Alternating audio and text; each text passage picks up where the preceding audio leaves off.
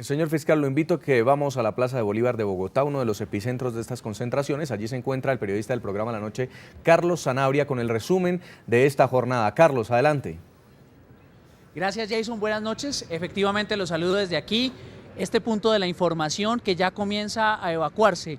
Miles de personas ocuparon durante importantes horas de la mañana y de la tarde de este día martes esta Plaza de Bolívar en el Día de las Víctimas y en la Marcha por la Paz, que ha sido así denominada. Ya el reporte de la Administración Distrital de Bogotá, en cabeza del alcalde Gustavo Petro y de sus secretarios, cifra en 200.000 las personas que participaron, por lo menos aquí en Bogotá. Hubo participación en los 1.200 municipios de Colombia y, como usted lo decía al principio del programa, en las importantes ciudades de este país suramericano, en Medellín, en Barranquilla, donde estuvo el presidente Santos, en la ciudad de Medellín, en la capital de Antioquia.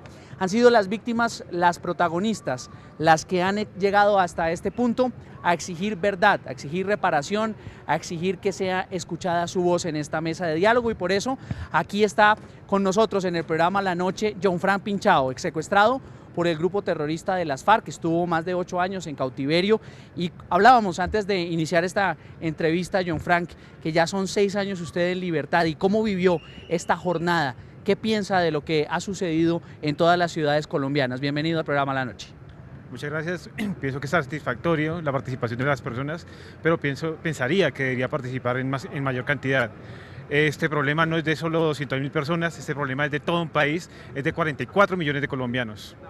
Bueno, ¿qué opinión le merece a usted de que diferentes frentes hayan hablado en esta marcha? Unos hablaban del proceso de paz, otros hablaban por las víctimas. ¿Por qué marcharon los colombianos en esta jornada?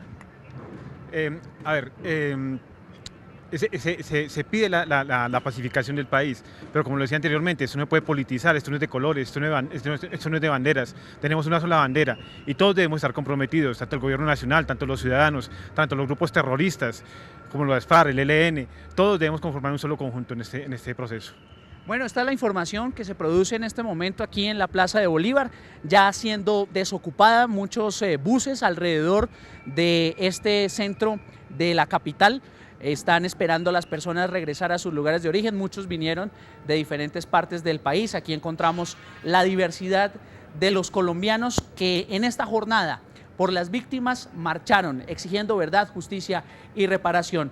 Yo lo dejo a usted, Jason, en nuestro Centro Internacional de Noticias para que continúe con los televidentes y con sus invitados en el programa. Carlos, una última pregunta antes de despedirlo. Los periodistas estuvieron prácticamente cubriendo en Bogotá 3 marchas distintas. Una, la que lideraba el presidente Juan Manuel Santos, otra, la que lideraba el alcalde de Bogotá, Gustavo Petro, y otra, la destituida senadora por nexos con las FARC, Piedad Córdoba. Parecía que no hubiera unidad en torno a los propósitos por los cuales estaban saliendo a marchar algunos colombianos.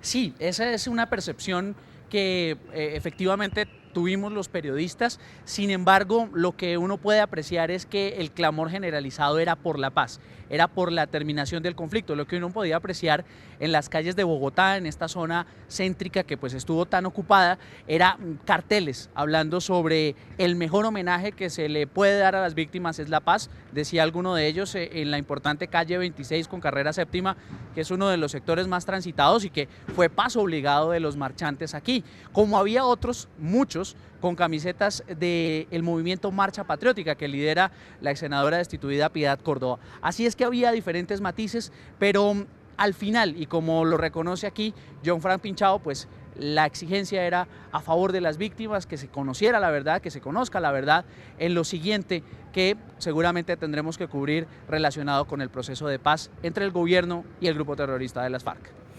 Pues queremos agradecerle a nuestro periodista Carlos Sanabria en el lugar de la noticia. Vamos a invitar ahora al programa La Noche en Washington, D.C. a Alejandro Ordóñez, es el Procurador General de Colombia. Procurador Ordóñez, bienvenido al programa La Noche. Buenas noches, ¿cómo le va?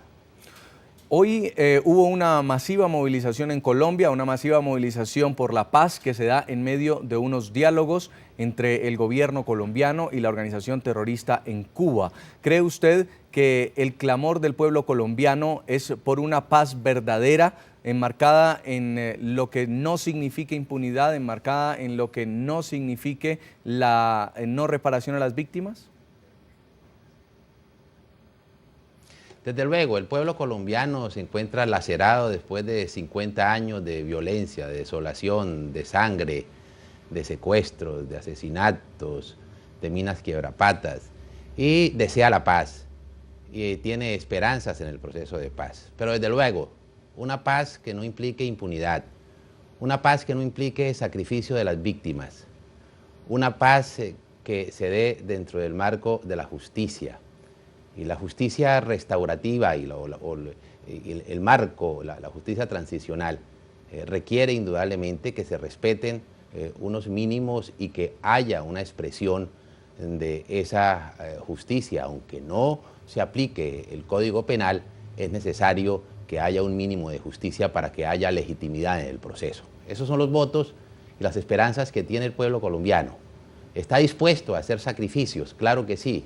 ¿Está dispuesto a renunciar? Claro que sí, a muchos aspectos que exigirían medidas más contundentes, o acciones más contundentes, pero es indudable que no puede desaparecer la justicia, porque si desaparece la justicia, lo que se genera es impunidad, y eso afecta no solamente la credibilidad, sino que eventualmente pudiese constituir o construir escenarios de peor violencia.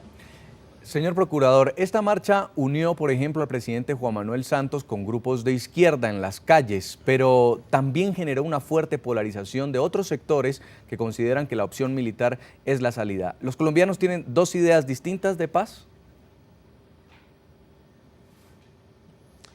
Mire, usted encuentra o no encuentra un solo colombiano que no esté de acuerdo con la paz. Todos los colombianos queremos la paz. Es un deseo de los padres de familia, es un deseo de los huérfanos, es un deseo de las viudas, es un deseo de las personas que están en las más disímiles posiciones ideológicas, de las más disímiles posiciones políticas, de las más diversas extracciones sociales. Todos queremos la paz, pero es indudable que esa paz debe respetar unos mínimos que hoy están consignados en las obligaciones que el Estado colombiano tiene. No podemos olvidar que no estamos viviendo en la Colombia de los años 90, sino que hoy estamos con una serie de escenarios, de instrumentos que vinculan al Estado colombiano, y es la exigencia que la sociedad hace.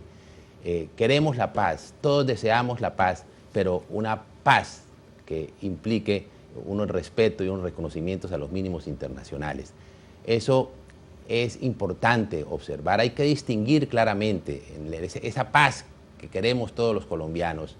Es la paz que es un derecho y un deber, como lo refería el señor fiscal, como está consignada en la Constitución. Sí. Y el proceso de paz. El proceso de paz se legitima y tiene credibilidad en la medida que se reconozcan esos principios y en la medida que se reconozcan esos presupuestos.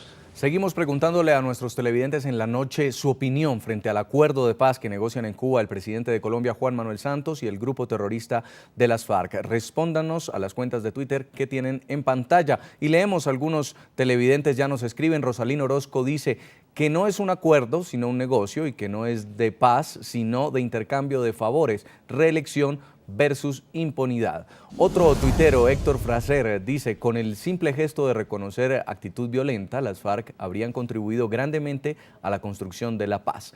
Nos escribe también Mauricio Galindo, dice: una vez más, si para lograr la paz es necesario reelegir al presidente Santos, bienvenida su reelección. Nosotros hacemos una pausa y ya continuamos con este debate a propósito de la multitudinaria marcha en reclamo de la paz en Colombia.